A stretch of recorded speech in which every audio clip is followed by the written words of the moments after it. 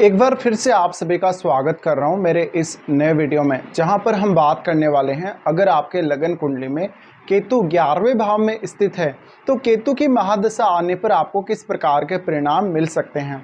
इससे पहले हम 10वें भाव तक सभी भावों के बारे में केतु महादशा के बारे में चर्चा कर चुके हैं। 11वें भाव में अगर आपका केतु स्थित है तो केतु की 7 वर्ष की महादशा के दौरान आपको बहुत ही ज़्यादा अलर्ट रहने की ज़रूरत है।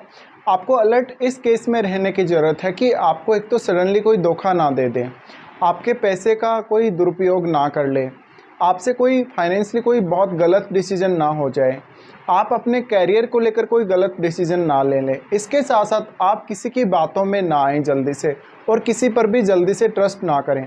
अब 11वें भाव में अगर केतु स्थित है तो ऐसा केतु आपको स्पेक्युलेटिव इनकम दे सकता है, यानी आपको जैसे कि जुआ, सट्टा, लॉटरी वगैरह, शेयर बाज़ार वगैरह से पैसा दे सकता है, लेकिन यहाँ पर नुकसान होने के भी उतने ही अधिक चांसेस रहेंगे। अब केतु 11वें भाव में है तो कुछ हद तक यहाँ पर केतु का इम्पैक्ट थोड़ा अलग रहेगा। ऐसा केतु पैसे को लेकर, धन को लेकर या भोग विलास को लेकर या भौतिकता को लेकर आपके मन में इच्छाएं बहुत ही कम कर देता है, या आपके मन को एकदम से मार देता है, आपकी फीलिंग्स को ख़त्म कर देता है। इससे आप कभी भी पैसे के पीछे नहीं भागते। यहाँ पर हो सकता है केतु अगर गुरु की राशियों में है तो आप साधारण जीवन जीने की तरफ देखेंगे। अगर शुक्र की राशियों में केतु है तो ऐसा केतु आपको आपके जीवन में भोग विलास की कमी को दिखाएगा, बहुत ज़्यादा लग्जरी लाइफ की कमी को दिखाएगा। तो ऐसे में कुछ हद तक इस बात के भी चांसेस हैं कि अगर शुक्र से केतु का संबंध है या यहाँ केतु शुक्र की राशियों में है तो आप पैसे के पीछे दौड़ेंगे और एक समय बाद आपकी सारी की सारी जो इच्छाएं वो ख़त्म भी हो जाएंगी। तो ऐसा केतु मोस्टली आपको आपके नेटवर्क में बदलाव करने के लिए प्रेरित करेगा। इस प्रकार के केतु की दशा के दौरान आप अपने चाहने वालों की संख्या में बहुत बढ़ोतरी देखेंगे। वो बढ़ोतरी इसलिए होगी कि लोग आपका फ़ायदा उठाने के लिए आपके संपर्क में आएंगे मोस्टली, और ऐसे में आपके दोस्त या आपके जो भी एकदम निकटतम लोग हैं, जिनको आप एकदम निकटतम समझते हैं अपना, वो आपके कभी भी कुछ काम नहीं आने वाले हैं, वो बस आपका सिर्फ़ और सिर्फ यूज़ करने वाले हैं। ऐसे में आप कुछ दान दक्षिणा वगैरह भी ज़रूर कर सकते हैं इस प्रकार की केतु की दशा के दौरान। इसी प्रकार से ऐसा केतु आपके प्रेम संबंधों के लिए या आपकी लव लाइफ के लिए अच्छा नहीं होगा। केतु दशा के दौरान आप कोई भी प्रकार से अपने इनकम सोर्सेज को बढ़ाने पे शुरुआत में बहुत ज़्यादा बल देंगे, लेकिन एक समय बाद आपको सारी की सारी जो इच्छाएं हैं वो ख़त्म होने लगेंगी और आप थोड़ा वैराग्य की तरफ झुकने लगेंगे।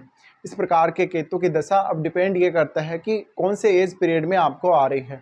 अगर ये केतु दशा आपको बहुत ही लेट एज में आ रही है, जैसे कि 40 या 40 के बाद आ रही हो, तो ऐसे में इसका एक अलग इम्पैक्ट आपको देखने को मिलेगा। लेकिन अगर ये आपके शुरुआती जीवन में आ रही है, जैसे कि 15 से 20 साल की आयु में अगर आ रही हो या 30 के बाद आ रही हो, तो ऐसे में आप थोड़ा पैसे के पीछे अवश्य भागेंगे स्टार्टिंग में, लेकिन बाद में जाकर आपको सारी की सारी जो स्थिति है, वास्तविकता जो है, उससे अवगत करवाएगा केतु। ऐसे में आपको सब कुछ रियलिटी का पता लग जाएगा और आप पैसे के पीछे भागना बंद कर देंगे।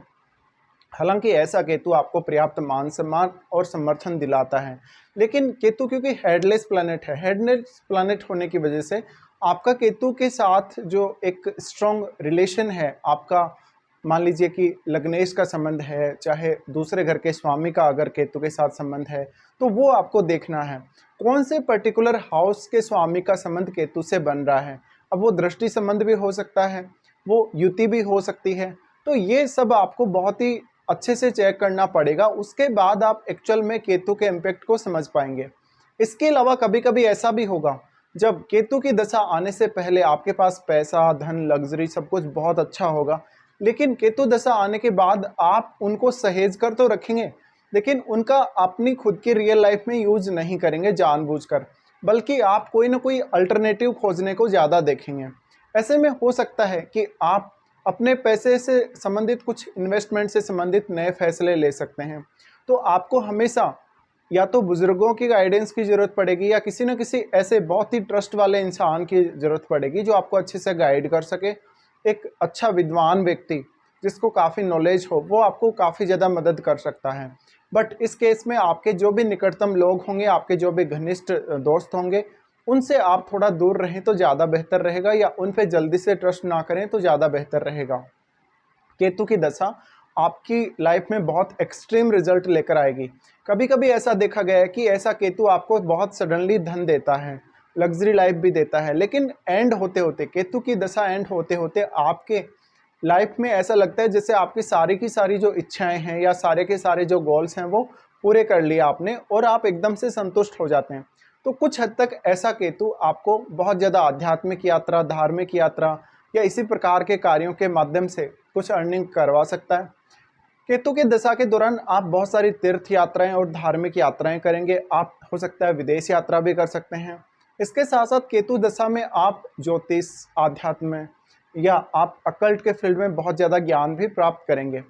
पर आपके लिए आपके फाइनेंशियली जो डिसीजन है वो आप कैसे लेते हैं, आप कैसे सोच रहे हैं, प्लानिंग कैसे कर रहे हैं, ये सब आपके लिए काफ़ी ज़्यादा इंपॉर्टेंट हो जाएगा केतु दशा में।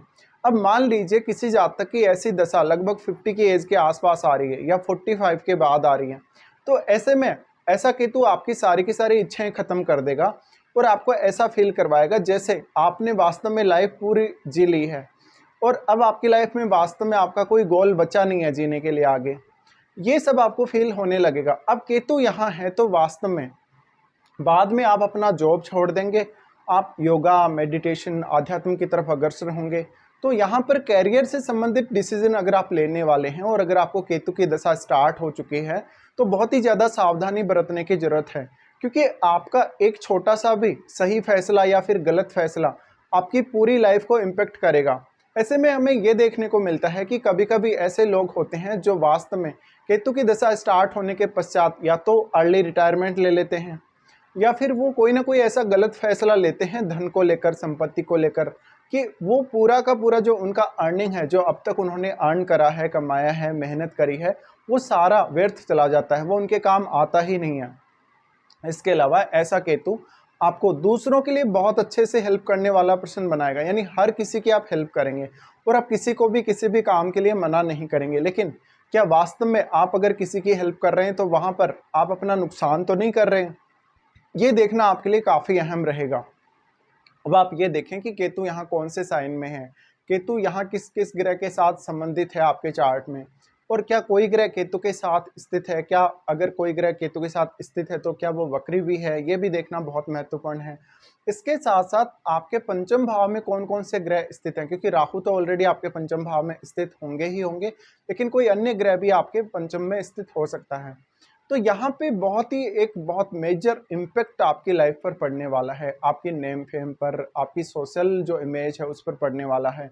तो केतु की दशा बहुत ही ज़्यादा एक्सट्रीम लेवल की दशा रह सकती है आप लोगों के लिए।